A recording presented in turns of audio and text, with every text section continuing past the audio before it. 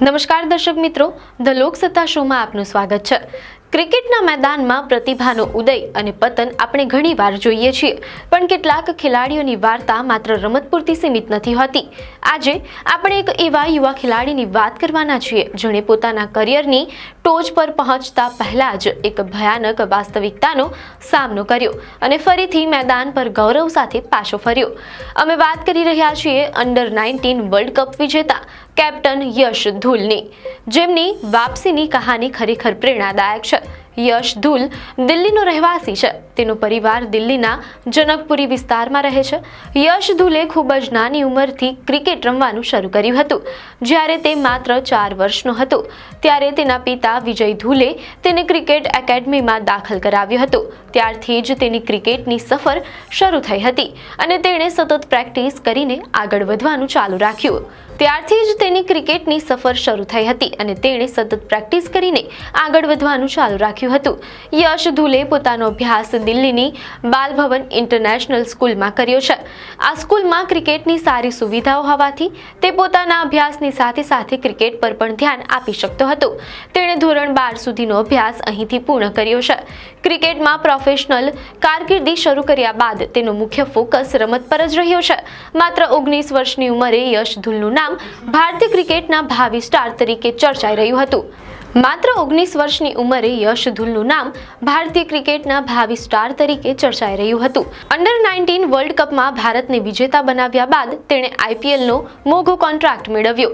Ranji debut પર બેવડી સદી ફટકારી અને દુલીપ ટ્રોફીમાં પણ સદી ફટકારીને બધાને પ્રભાવિત કર્યા। બધું ખૂબ જ ઝડપથી આગળ વધી રહ્યું હતું। લાગતું હતું કે ટીમ ઇન્ડિયાનો દરવાજો તેના માટે ગમે ત્યારે ખુલી જશે, પરંતુ જૂન 2024માં બધું અચાનક અટકી ગયું। 21 વર્ષની નાની ઉંમરે યશ ધુલને ખબર પડી કે તેના હૃદયમાં 17 મીમીનું કાણું છે। આ સમાચાર તેના અને તેના પરિવાર માટે એક મોટો આઘાત હતો।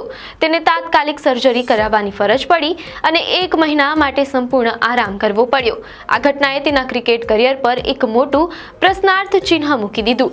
મીડિયા અહેવાલો અનુસાર સર્જરી પછી જ્યારે તે ઓગસ્ટ 2024માં દિલ્હી પ્રીમિયર લીગ DPLમાં પાછો ફર્યો ત્યારે તેના શરીરે તેનો સાથ ન આપ્યો।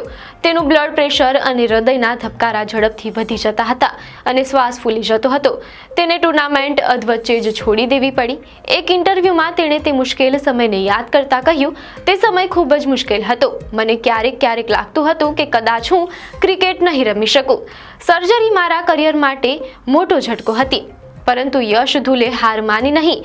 તેને ઉતાવળ કરવાને બદલે ધીમે ધીમે ફિટનેસ પાછી મેળવવાનું શરૂ કર્યું। 2024થી 25ની ડોમેસ્ટિક સિઝન માટે તેણે પોતાને તૈયાર કર્યો અને રણજી ટ્રોફીમાં દિલ્હી માટે 7 મેચ રમી। આ દરમિયાન તેણે 444 રન બનાવ્યા, જે 49.33ની શાનદાર એવરેજ હતી અને 2 સદી પણ ફટકારી।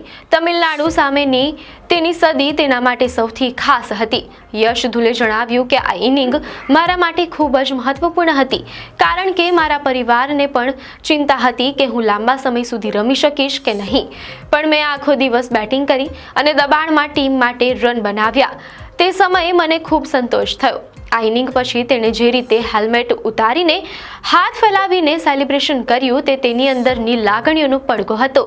તાજેતરમાં DPL 2025માં 56 બોલમાં અણનમ 101 રન ફટકાર્યા બાદ પણ તેણે આવું જ સેલિબ્રેશન કર્યું, જે દર્શાવે છે કે આ સિદ્ધિઓ તેના માટે માત્ર રન નથી, પરંતુ એક મોટી ભાવનાત્મક જીત છે। હવે યશ ધુલ ફરી એકવાર DPLમાં પાછો ફર્યો છે અને આ વખતે તેનું પ્રદર્શન શાનદાર છે। અત્યાર સુધીમાં તેણે 8 ઇનિંગ્સમાં 435 રન બનાવ્યા છે, જેમાં 167.31નો ધમાકેદાર સ્ટ્રાઇક રેટ અને 87ની એવરેજ સામેલ છે। તે હાલમાં ટુર્નામેન્ટમાં સૌથી વધુ રન બનાવનાર ખેલાડી છે। હવે યશ ધુલ ફરી એકવાર DPLમાં પાછો ફર્યો છે અને આ વખતે તેનું પ્રદર્શન શાનદાર છે। તે હાલમાં ટુર્નામેન્ટમાં સૌથી વધુ રન બનાવનાર ખેલાડી છે। પોતાના કરિયરના ઉતાર ચઢાવ વિશે વાત કરતા યશ ધુલે કહ્યું કે પહેલા હું ભૂતકાળ અને ભવિષ્યની મૂંઝવણમાં હતો, હવે હું માત્ર વર્તમાન પર ધ્યાન કેન્દ્રિત કરું છું। અત્યારે મારું ધ્યાન DPL અને પછી દુલીપ ટ્રોફી પર છે। જો પ્રદર્શન સારું રહેશે તો બાકીનું બધું આપમેળે થશે। મારે બસ સતત રમવું પડશે અને મારા સમયની રાહ જોવી પડશે. યશ ધુલની આ વાર્તા એ બતાવે છે કે અસલી જંગ માત્ર મેદાન પર જ નહીં પરંતુ જીવન સાથે પણ હોય છે. હાર્ટ સર્જરી જેવા મોટા ઝટકામાંથી બહાર નીકળીને મેદાન પર વાપસી કરવી અને પોતાના શાનદાર પ્રદર્શનથી બધાને જવાબ આપવો એ જ તેની સૌથી મોટી જીત છે. તેની વાર્તા એવા દરેક યુવા ખેલાડી માટે પ્રેરણા છે જેઓ જીવનમાં પડકારોનો સામનો કરી રહ્યા છે. આપને માહિતી સારી લાગી હોય તો વિડીયોને લાઈક અને શેર કરજો, ચેનલને સબસ્ક્રાઇબ કરજો.